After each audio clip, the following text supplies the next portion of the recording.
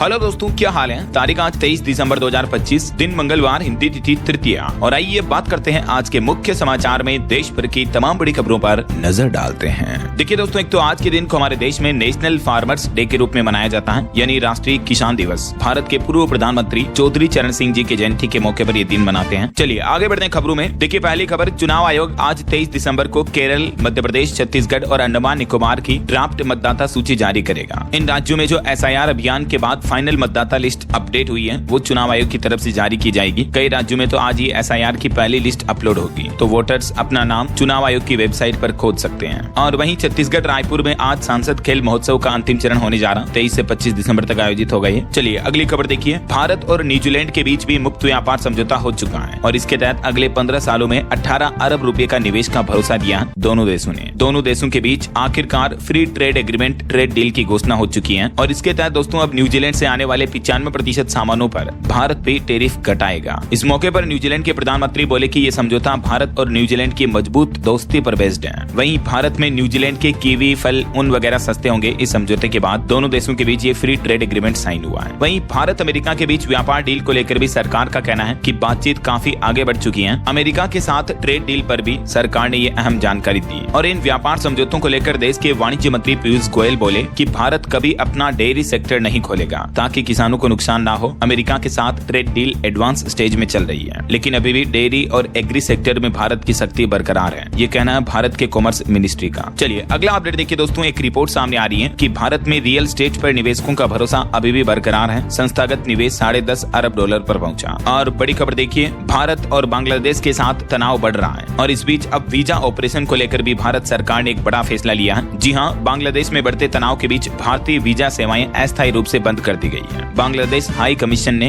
भारत में अपनी ये वीजा सर्विस रोकी है और सुरक्षा का हवाला दिया और कहा कि हादी हत्याकांड के आरोपी के भारत भागने की जानकारी अभी तक नहीं है, क्योंकि बांग्लादेश में पिछले कुछ दिनों से हालात काफी भयावह चल रहे हैं। देखिए अब तो एक NCP के वरिष्ठ नेता के सिर में भी गोली मारी, कई लोगों को अभी जिंदा जला दिया गया था कुछ दिन पहले। और वहीं बांग्लादेश में जो हिंदुओं, अल्पसंख्यकों पर अत्याचार हो रहा, उसके खिलाफ VHP यानी विश्व हिंदू परिषद का कहना है कि देशव्यापी प्रदर्शन करेगी VHP। बांग्लादेश में हो रही हिंदुओं की हिंसा की निंदा करते हुए VHP का यह कहना है कि आज और कल 23-24 दिसंबर को देश के हर जिले में विरोध प्रदर्शन करेगी विश्व हिंदू परिषद। और वहीं देखिए, बांग्लादेश की पूर्व प्रधानमंत्री शेख हसीना भी बोली कि यूनुस की सह से बांग्लादेशी हिंदुओं पर हमले हो रहे हैं। आतंकियों को जेल से रिहा किया बांग्लादेश सरकार ने और सरकार भारत के खिलाफ भड़काऊ बयान भी दे रही है। ये कहना है शेख हसीना का। चलिए अगली खबर देखिए दोस्तों। फरवरी 2026 से बदल जाएगा हमारे देश में महंगाई और GDP मापने का तरीका। जी हाँ, सरकार एक नई सीरीज जारी करेगी। अभी 14 साल पुराने आंकड़ों के आधार पर ये डेटा कैलकुलेट होते हैं, लेकिन अब GDP और IIP के लिए नया आधार वर्ष जो होगा वो 2022-23 होगा और वहीं रिटेल महंगाई के लिए बेस ईयर 2024 माना जाएगा। सरकार की तरफ से इसको लेकर तैयारी भी पूरी कर ली गई है। 12 फरवरी 2026 जब ये नए आंकड़े जारी किए जाएंगे, तब इन नए डेटा और नई कैलकुलेशन के आधार पर अब हमारे देश में महंगाई वगैरह जज की जाएगी, है ना। और वहीं एक चौंकाने वाली रिपोर्ट सामने आ रही दोस्तों। देखिए IMF ने भारत और पाकिस्तान को एक जैसा ग्रेड C क्यों दिया। 8.2% GDP ग्रोथ पर विपक्ष ने भी अब सवाल उठाए हैं। विपक्ष ने कहा कि क्या सच में आंकड़ों में गड़बड़ है। ये भारत की इकोनॉमी का रिपोर्ट कार्ड आप देख सकते हैं। अलग अलग सेक्टर में भारत को इसमें C ग्रेड मिली है।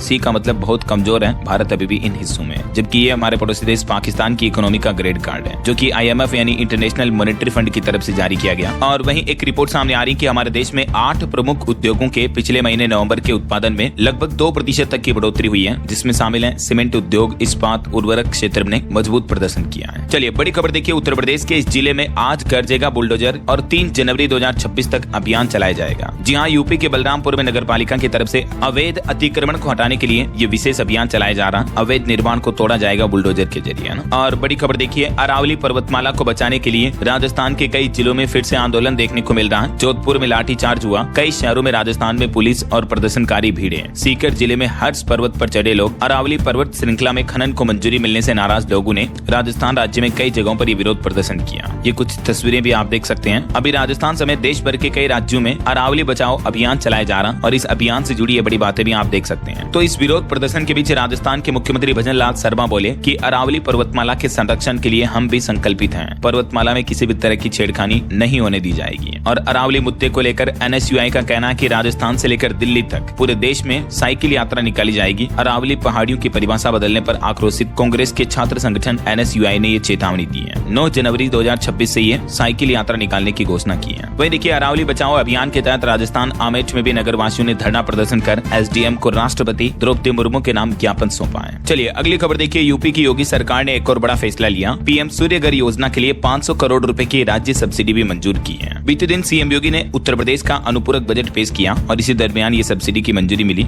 और भी दोस्तों बजट के दौरान एमएसएमई सेक्टर पर बड़ा दांव, निवेश, रोजगार को रफ्तार समेत कई बड़े फैसले लिए गए। मैं आपको आगे बताऊंगा पूरी डिटेल। फिलहाल देखिए अगली खबर। चुनाव आयोग की तरफ से जानकारी दी गई। 1 जनवरी 2026 को 18 साल की आयु पूरी कर चुके युवाओं के लिए भी वोटर बनने का मौका है। कल 24 दिसंबर से ही आप फॉर्म भर सकेंगे और ऑनलाइन ही मतदाता फॉर्म भर के वोटर लिस्ट में अपना नाम जुड़ा सकते हैं। चलिए सोना चांदी के भाव पर खबर आ रही है कि सोना चांदी एक बार फिर से नए ऑल टाइम हाई पर पहुंचे। एक ही दिन में सोने का रेट 2191 रुपए बढ़ा और अभी गोल्ड का प्राइस 1,34,000 रुपए प्रति 10 ग्राम पहुंच चुका है, जबकि चांदी एक ही दिन में 7,500 रुपए और महंगी होकर चांदी का भाव 2,08,000 रुपए प्रति किलो पहुंच चुका है। देखिए चांदी 2,10,000 के पास जाने में है। इतना तेजी में एकदम से बढ़ोतरी देखने को मिली चांदी में फिर से, और अलग अलग कैरेट के हिसाब से भी गोल्ड का प्राइस आप देख सकते हैं स्क्रीन पर। चलिए अगली खबर देखिए। भारत के सीडीएस अनिल चौहान बोले कि भविष्य के युद्ध मल्टी डोमेन ऑपरेशनल होंगे। आतंकवाद से निपटने के लिए ऑपरेशन सिंदूर जैसा एक्शन जरूरी है और परमाणु देशों के बीच हमें संतुलन बनाना होगा। वहीं खबर आ रही सरकार एक नया प्लान कर रही। देखिए अब फास्टैग से न सिर्फ आपकी गाड़ी का टोल टैक्स कटेगा बल्कि पार्किंग से लेकर पेट्रोल भरवाने तक का पेमेंट भी आप फास्टैग से कर पाएंगे। सड़क परिवहन मंत्रालय इस तरह की योजना लेकर आ रहा और इस पर पहले से ही 6 महीने का ट्रायल हो चुका है, जो ट्रायल भी सफल रहा। तो अब नए साल 2026 में आपको फास्टैग मल्टीपर्पज देखने को मिलेगा, यानी एक ही फास्टैग से अलग अलग तरीके की भुगतान आप कर पाएंगे। ये देख सकते हैं किन किन सुविधाओं के लिए फास्टैग का इस्तेमाल कर पाएंगे। टोल टैक्स के लिए पेट्रोल पंप पर, ईवी चार्जिंग स्टेशन पर, फूड आउटलेट, वाहन मेंटेनेंस, सिटी एंट्री चार्ज समेत यात्रा के दौरान अन्य सुविधाओं का भुगतान भी आप फास्टैग से कर सकेंगे जल्दी, है ना। चलिए अगली बड़ी खबर देखिए। चौंकाने वाली रिपोर्ट सामने आ रही है कि रूसी सेना में अब भी 50 भारतीय फंसे हुए हैं। यूक्रेन जंग में 26 भारतीयों की पहले से ही मौत हो चुकी है। रूस यूक्रेन युद्ध के दौरान भारतीय लोगों को जबरदस्ती वहां की